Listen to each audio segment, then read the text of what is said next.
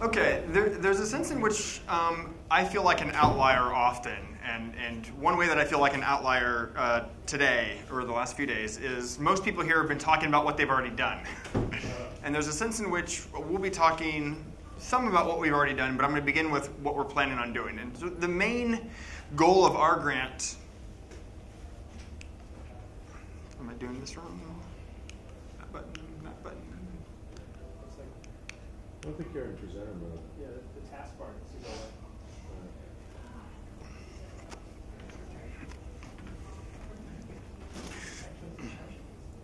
Dude, is that working? It's very Oh, look at that. Oh.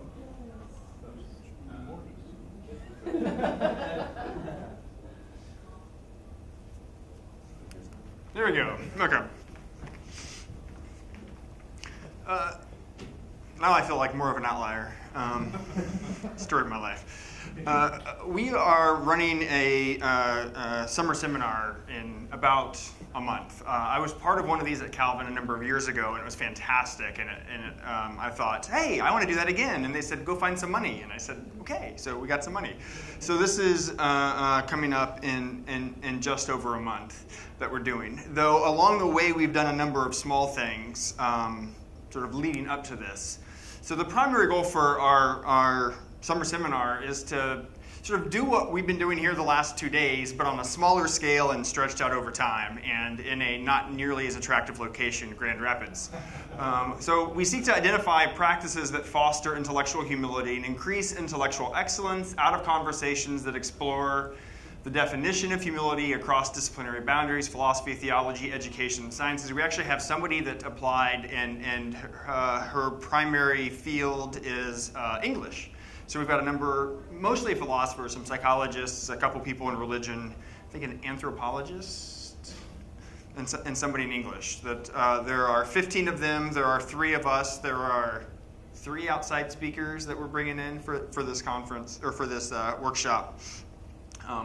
But we've done a few things leading up to this. So we had our goal to do a planning meeting so that all of us could get on board with what we were going to do.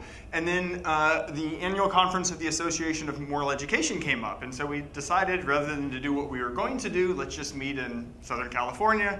And so we gave a presentation on some of the early stuff. James and I were there. Rebecca has been pretty sick the last few months, and so has had to sort of take a bit of a step back on doing some of this. Kristen Monroe was supposed to be there and then ditched us to go to MIT, was it? David Smith from Calvin, Craig Boyd at St. Louis. So we came and sort of did a 3-hour workshop on sort of what the larger intellectual humility project as a whole was trying to do, what we were trying to accomplish in our summer seminar, free publicity for everybody. And then gave some preliminary talks about what we were doing. James also did a lecture series at Fresno Pacific on the virtues, emotions, and ethics, and a number of folks that you might recognize from this conference were all there at that. So these were sort of ways for us to get some early interaction and to sort of lead up to what we're going to be doing this summer in Grand Rapids. Also part of what I meant to start my timer. However many minutes I've already used to come out of your time, James. 4 minutes. We're also doing some working and writing together. We sort of divvied up what we wanted to do, and in part because Rebecca's not here and because she does sort of the best sort of actual, here's the kinds of things you need to be doing on a daily basis in order to foster some of these. She's got some great work on the virtues in general.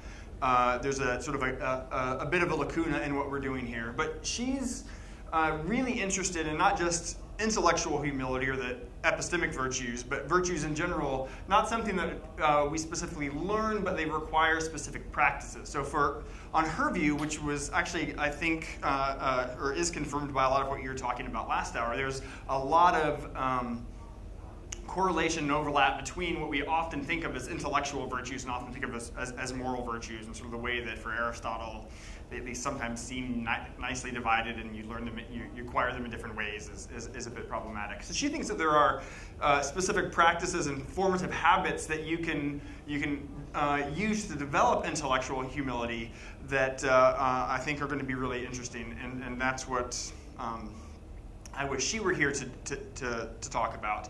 My part of this is thinking about sort of the role of humility, and I'm also going to talk a fair bit about prudence on how we sort of think about the reasons that we have for acting. A lot of my work has been in free will and agency, and then sort of turning into the ways that the exercises of our agency can shape what we see as reasons for acting in various kinds of ways. I'm one of these individuals that think we always have a reason for doing what we do, and over time, if you can shape the kinds of reasons that you see for acting in various ways, you shape the kinds of behaviors not only that you're likely to participate in or engage in, but in fact can, in an important sense of can, engage in.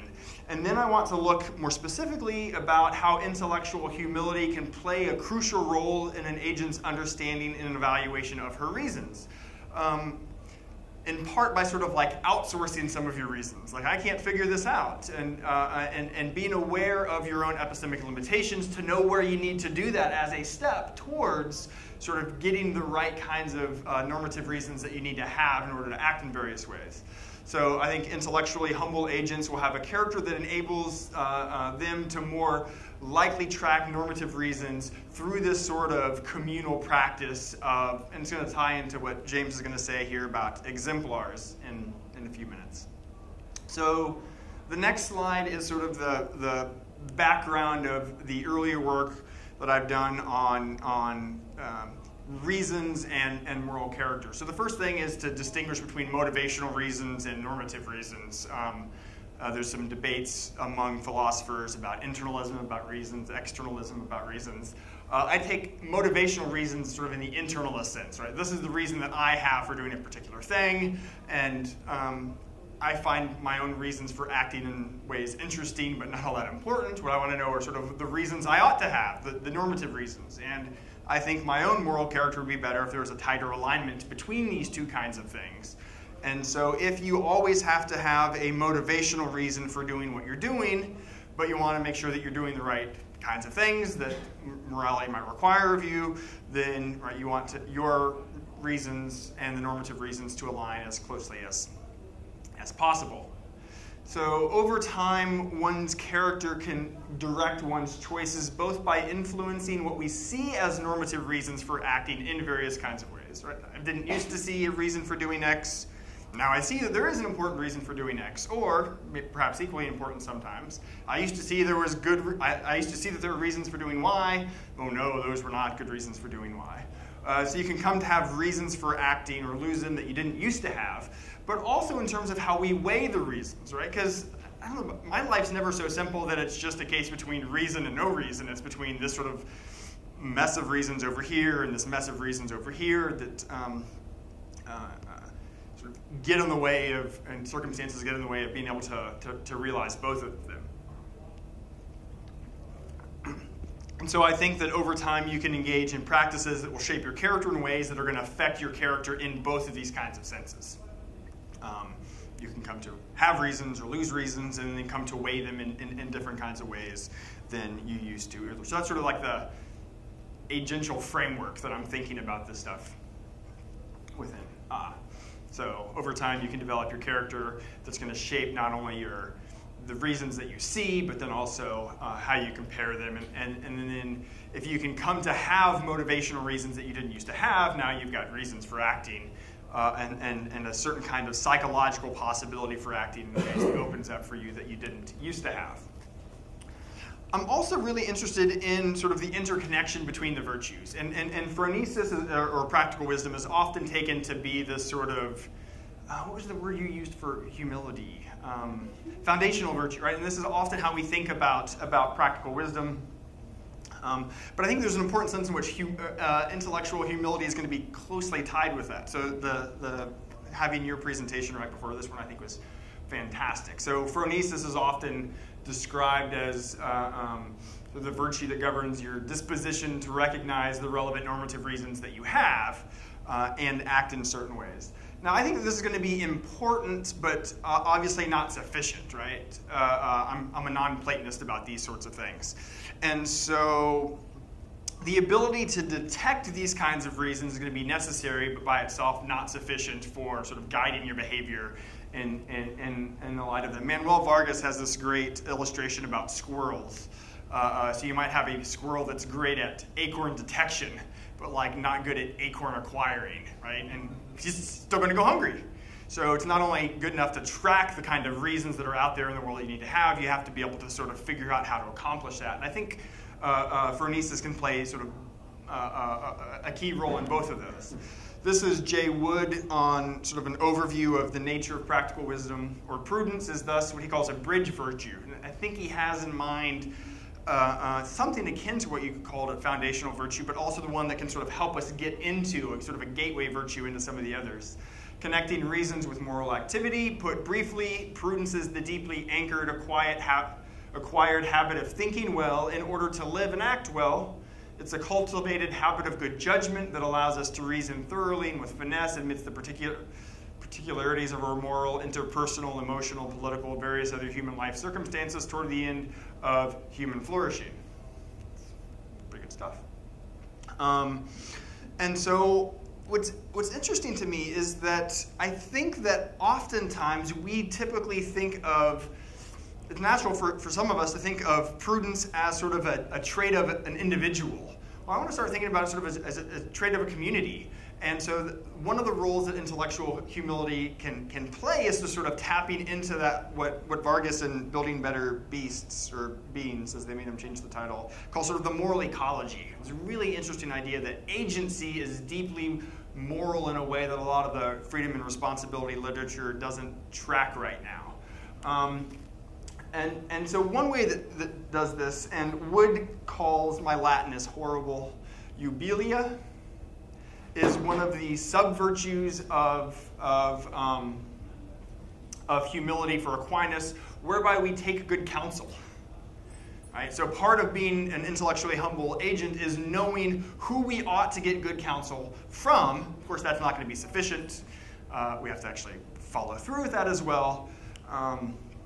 So he writes, sometimes the better part of practical wisdom is to defer to a moral exemplar rather than by relying on your own wisdom. Right, so I think that, well, let's finish that. Prudence on our part sometimes shows itself by having the good judgment to identify and imitate the morally wise among us. And so part of what I'm trying to work on in this paper is sort of the details of the ways that prudence and humility can cross-pollinate, once we start having one of them can encourage the further development and intensification of the other one. But in part because the longer I think about virtue and agency, actually, the more sort of inherently social that I think a lot of this stuff is. And I think that intellectual humility and sort of this particular eubulia here can really foster the sort of the social dimension of not only sort of the moral virtues, but also some of the intellectual virtues in a way that's going to be really important. And this also gets sort of us in the direction of identifying and imitating the morally wise among us. There's some great stuff by Linda Zagzebski and others about exemplar theory that I think is going to fit nicely with some of this stuff. But this is where I turn it over to you. Oh, good. Nice. Can you just switch that out?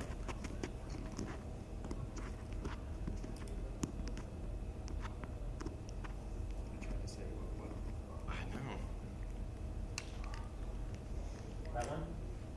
Yes, yeah, that one. And you can start there with the auto. Yeah, great.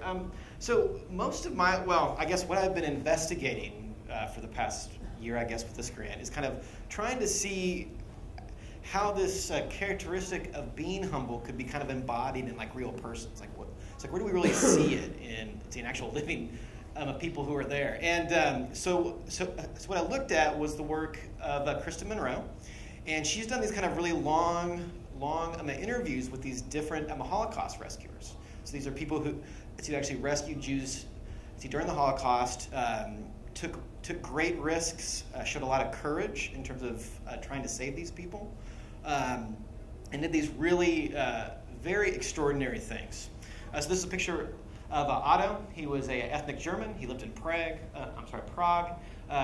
He saved about 100 Jews before ending up in a concentration camp himself. Nice. Okay. This is John. He was a Dutchman. He was placed on the Gestapo's most wanted list. He organized an escape route to Switzerland and Spain. He was tortured, but he never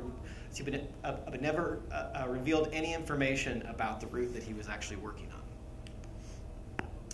This is Irene. She was a Polish nurse who was forced into slave labor.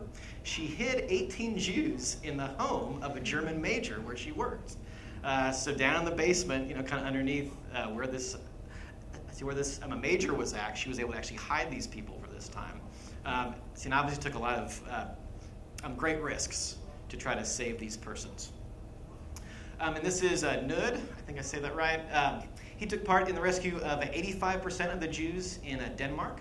He was later turned into the Gestapo. He escaped, but he continued to his own rescue efforts even after he was captured. So, these are all very extraordinary people, very courageous, people that we would want to aspire to, but probably will have a lot of difficulty actually obtaining. And so what's interesting about what Monroe was doing is she found certain kinds of characteristics. Well, so first off, in terms of their own humility, most of the Holocaust rescuers, despite performing these incredible acts of courage, demonstrated a remarkable amount of humility. So one said, "I didn't do anything that special, I just did what I had to do." Now, when you think about what they actually did, and then they would say something like, "I didn't do something that special," it's really remarkable and really extraordinary. They've tried to find these people, and they have a lot of difficulty finding them because they don't self-promote themselves in a way to even be found. So they would offer medals when they found these people. They'd usually refuse them. They'd either refuse the money that they were given, or they'd give it to charity. And it was always really difficult to actually find these people. So these persons really demonstrate a type of humility that's really, really extraordinary given what they did. And so what Monroe did was she started to look at what are some of the common characteristics within these interviews that might give us kind of an idea of how their moral schemas are really developed. Like, what is their view of the world, and how is it different from other persons? First off, so what was interesting, or what I started to find, is when you look at the current definitions of what it means to be humble within the psychological literature, there's actually a lot of overlap. So in terms of an accurate assessment of one's abilities, this is kind of a common psychological definition. I should go through these quickly. Also being open, so you're open to new ideas and advice from others. You have an appreciation of the contributions of others, and you're open to a criticism. And then obviously a big lack of self-focus. So a forgetting of the self, one part of a larger universe, and you value others, and you share the spotlight. So what's interesting is when you look at these kind of long-form interviews of these particular rescuers, you find the same kinds of things that were within their own schemas. So in terms of the openness to others and a lack of self-focus, they always saw themselves as part of a common, universal humanity. They didn't make a lot of strong in-group versus out-group distinctions. Here's one quote from Tony. "You should always be aware that every other person is basically you. Always treat people as though it is you. That goes for the evil Nazis and for the Jewish friend who is in trouble." So even for the Nazis, they still extended a certain amount of humanity even to those persons. In terms of accurate assessment, there is no real elevated sense of a personal morality or a self-importance in terms of what they did. When asked, most rescuers didn't feel like they did anything that extraordinary. They just thought they were doing what they should be doing. And I think the reason that they did that is their moral schemas were set up in such a way that the thought of it being courageous for them to do what they should do just didn't even really register. Like, it wasn't the same kind of thing that I should see myself as kind of doing something really really courageous, because this is what they had to do. They were kind of, the way they saw the world and their own kind of moral identity made them up in such a way that it was something that they had to do. It was something they were compelled to do. It was something that was really internal to actually who they were. So most rescuers did what they thought any other normal human being would do. And what's interesting about the rescuers and a lot of moral exemplars in general is they can't imagine why the other people aren't doing what they're doing. Like, they just think this is what all human beings should do. Whereas, like, when I see this, I'm like, I don't know that I could ever do what it is that you do. But for some reason, they see humans in this way. And I think that's what really kind of motivates the types of actions that they do and allows it to be a part of who they are in such a way that's a very kind of more of a natural extension of who they are. So they don't have to talk themselves into helping people. They do it very naturally. It's just kind of a basic aspect of their character as in a virtue ethics approach. Okay, so what can we learn from these rescuers regarding being humble? So this is Kristen Monroe. So the interviews that I've been talking about are all based on her work. And her own theory of a moral exemplarity is that identity is the primary causal factor at work within their moral acts, not choice. What I think if you have to think through whether you should do something, you kind of already lost the battle for the most part. Because I think a lot of times when we have to think through it, we find ways to not do it rather than to do it. So if I'm trying to decide whether I'm going to go to the gym or not, and I'm already thinking about, should I do that, should I not do that, I can find a million reasons to not go to the gym. But if it's part of my habit, if it's part of my daily routine, that I just kind of end up there, and I'm kind of cussing, I'm like, oh crap, I gotta go work out again, and here I am. But once you're there, you just kind of slip into that role again. And I think that's how a lot of morality, when it's working best, is the best way to do it. It's a natural part of who you are. It's a part of your character. And thus you don't have to work at it in the sense of I don't have to cognitively focus on really trying to do this. It's a natural part of who I am. You know, when you're in love with someone, you don't have to work at being in love with them. It's kind of a natural part of who you are. See, when you see someone that you've missed for a long time, you want to give them a hug. You don't have to kind of talk yourself into giving them a hug. It's a natural kind of reaction that you have. And I think the same thing is true of their own internal humility, as well as the actions that they took towards the Jews as well. The other thing that Monroe talks about a lot is that exemplars develop a schema of their relation to the other person, which constrains their moral behavior. The way that Kristen talks about it is they have a menu of options based on their identity, and a not saving person is not on the menu, so to speak, meaning that their only choices are to do something like this. They don't see the other. The possibility of not helping is not an option. It's not an option on the menu. The other thing that Kristen talks about a lot is that the suffering of another creates a sense of moral salience that requires action. I think, so for me, I'll see someone who is in need, and I may feel sympathy for that, but I can check myself on whether I do something about that.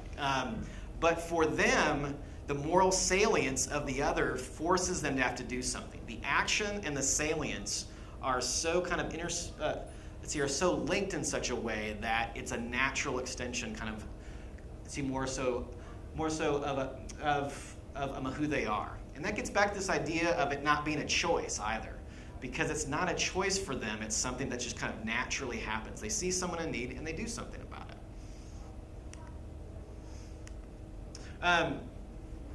So kind of back to this idea. So identity is the primary causal factor in moral acts, not choice. I think that we grow and we are more moral when it's a more natural part of who it's a more natural part of who we are rather than something we have to work at. Most of the rescuers do not see themselves as making a choice to actually help others. This is a quote. There's a quote from one rescuer. No, there is no choice. When you have to do right, you do right. There's much more of a almost kind of simplistic way of which they look at it, and I think that's actually really helpful to them doing these kinds of actions. So then finally, as their and our moral schemas begin to stabilize over time, they become more ingrained into their own identity.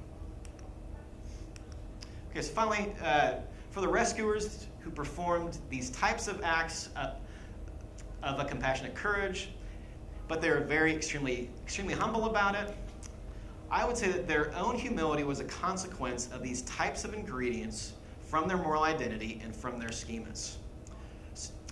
So the accurate assessment of the self, there was no high level of self, of kind of seeing themselves as more than they should be. There was an openness to others, so there was no strong in versus out group distinctions.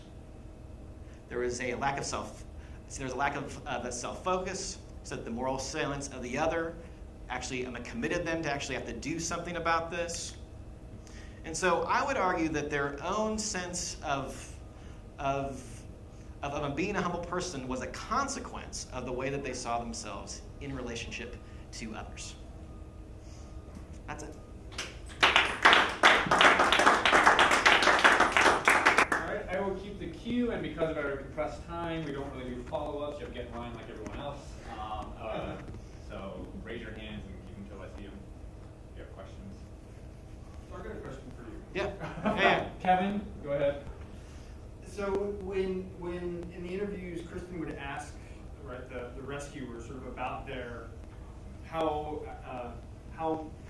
morally significant was or exemplary what they had done, right? Mm-hmm. They sort of typically downplayed it. Right. But what if she asked about others who had done the same kind of things, or if she asked about others who had done, right, not like, hey, how do you feel about this other person who's rescued, right? Yeah. How do you feel about... I don't know if she asked that much. Okay. I think it was mainly because she was so focused on more of their history of kind of how they got there, who they were growing up, how these things happened. I wonder if they would tend to rate others who had done something similar, or into the same sort of downplayed. I bet they would elevate. I mean, I would guess, but I don't know if that's in those interviews or not. I wonder that how much of this humility is sort of like the negative kind of humility, right? Of over low esteem for one's moral accomplishment. Yeah. Or undervaluing one's own moral practice. So that might be a way that you could sort of get at something like this. Well, and that's what I've wondered, because they may not have an accurate focus or an accurate assessment of actually who they are. And that's where I kind of go back and forth on this issue, because they don't overestimate, but they kind of underestimate to a certain extent. And I went back and forth on how far that really is or not. Yes, I don't know. Matt? So it seems like you've offered one explanation of some of the things you pointed out. The explanation being that humility is a consequence of critical ingredients and this way that individuals see themselves. Another explanation is that all of these things are traced back to something else. So they all derive from something else, which is really doing the work here. So why should we why should we favor the explanation you've given as opposed to arriving like that one or others? I didn't have enough time to elaborate it on it here, but I think that the underlying social dimension, this is more of this is something more that I'm working on, is I think that the relational dynamic is much more strong, and it does a better job of actually doing it. Because some of the philosophical definitions focus on not being prideful or not being arrogant, and I don't think that works very well in terms of developing a practice. You can't try to not be something. Where you try not to be something, it doesn't work. And so I think by focusing on the other, it allows you to actually develop a dynamic that makes you humble. It's in that sense, because you can't even try to be humble. If you try to be humble, you'll probably fail at it. And so I think it seems like that more kind of relational dynamic is more kind of what's at play. And there's a lot of research showing that people who are humble, we like them better, we want to be in relationships with them, those kinds of things. And I think that's what's steering me that direction, I guess. John? Yeah, you kind of mentioned this in response to Kevin, but the accurate assessment of self seemed a little strange to me. So it seems that they're going to say that they weren't acting courageously and that they were doing just what everyone else would do, that they're wildly inaccurate. Yes. Yeah. It's wrong. Yeah. I mean, maybe there's a way to say that it's not like a negative, Yeah. negative view of self, but accuracy doesn't seem to capture things, right?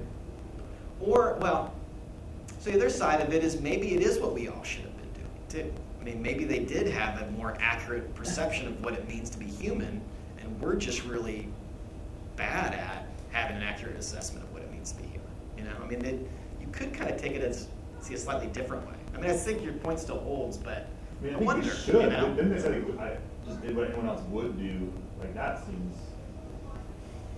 So you might have an accurate assessment of the normative reasons at play, but not the motivational ones. Yeah. And so maybe because of, so again, this is maybe a possible way, because of their sort of high concern for others and not thinking it in group, out group, and distinctions overvaluing themselves, maybe something like this is at play. Well, I see what we ought to do, and I see what I did, but I'm not particular, and so sort of slide from the others would do this to the others should do this because of sort of their tendency to not make these demarcations between, the good people and bad, or other kinds of ways of making it in group out group. There might be one way to give that explanation, but there does seem to be this disconnect between, that was really courageous. This is just following up on what the discussion here about the disconnect between their self-assessment and maybe one way of thinking about it is that if the comparison is between their behavior and other people's behavior, then it seems like they're wildly out of whack. Mm-hmm. But if the comparison is, given the requirements of humility, right? So being humble and recognizing my appropriate relationship to self and the world and to others, this is like a minimum requirement that I would behave in this way because other people's well-being is just as important as my own and all these other things. And so, from that perspective, I'm just doing what's required of me. I'm just doing the minimum of what I would do. And so it'd be interesting to try to tease apart whether, if you frame the questions in terms of how do you make sense of the fact that you did this when all these other people failed to do it. And I think you can create real-world examples of this.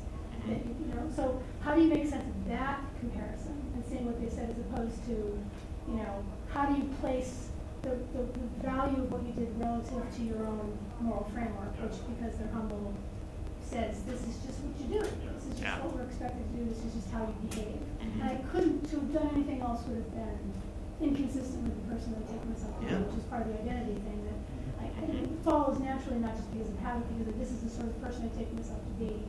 And to behave otherwise would be entirely incongruent with that. Yeah. So it'd be interesting to try to, because it'd be interesting to see whether they can dialogue about the difference between their behavior and someone else's behavior in a way that at least acknowledges the fact that they did something that other people, a wide range of other people wouldn't do, haven't done, won't do. Yeah, and they can see that. There's interviews with the bystanders, and I forget, I have to go back, because I forget if they were able to say that, if they could acknowledge that type of difference, but I'd have to look back at that, I don't know for sure. Yeah, because I'm assuming they do. Yeah, oh yeah. They recognize that very few people actually engage in that behavior, but then they might have a different evaluation. Well, and then too, when it's such a traumatic situation, it doesn't feel right to brag. Like, you can't, how do you, you can't brag about that kind of stuff. You can't, I wonder also if the exemplars here, the rescuers, the humble, are more inclined to sort of think in terms of circumstantial luck, perhaps, right? Like, what? Not like, hey, I did it because I'm so, but like I just happened to be in a slightly better situation where I could do that. So it'd be interesting to know the degree to, if there's a correlation between sort of, rescuing humility on the one hand, and also sort of the tendency to think in terms of sort of the social structures versus like individual accomplishment, right? Yeah. That's a cookie fight. And that's there, I think. Okay. If I remember right, I feel like there's part of that that's there, at least from some of the interviews I remember reading about. Ross. Thanks, guys. So you mentioned in the paper that the humility of the rescuers was a result of their moral character and not choice. So you seem to want to contrast quite sharply what follows from someone's moral character and what's sort of within their control, I guess you could speak that way. But presumably they had some sort of formative role in shaping that moral character as well. So I just didn't know how sharply did you want to contrast the humility as a result of their moral character and the humility as a result of choice? Because it seemed like they would be sharply pitted against each other.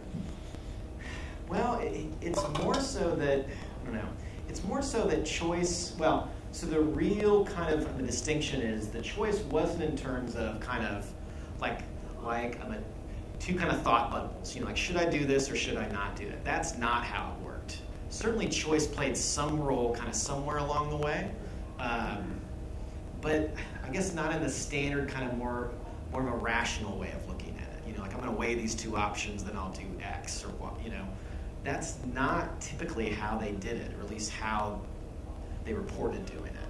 So, yeah, and I'm moving away from choice. I don't think it,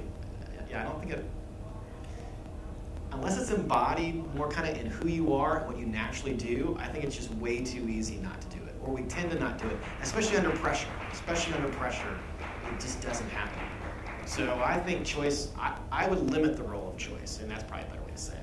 What he really means to say is this is sort of pushing him in the direction of sort of a source view about agency rather than a leeway view about agency. There you go. See? Or like the direct versus indirect. So you still have control in becoming that kind of person, but then then you got the sort of tracing account, and not like right now I'm torn between these two kinds of options. So that's good. The I like that. way. Yeah, that's much I have better. a book you should read. Oh, good. Wow.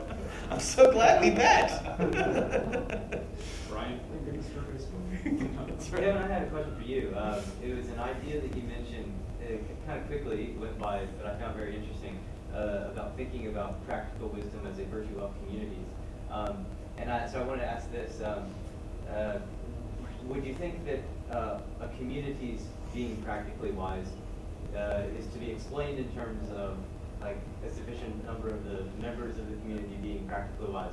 And if not, which I think would be the more interesting option, do you have any thoughts about how to spell it out if that's not the way it is? Yeah.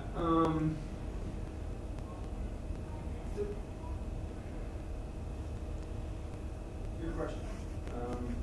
I don't think that the practical wisdom of a community is going to be simply a function of either the number or the percentage of the practically wise in that community.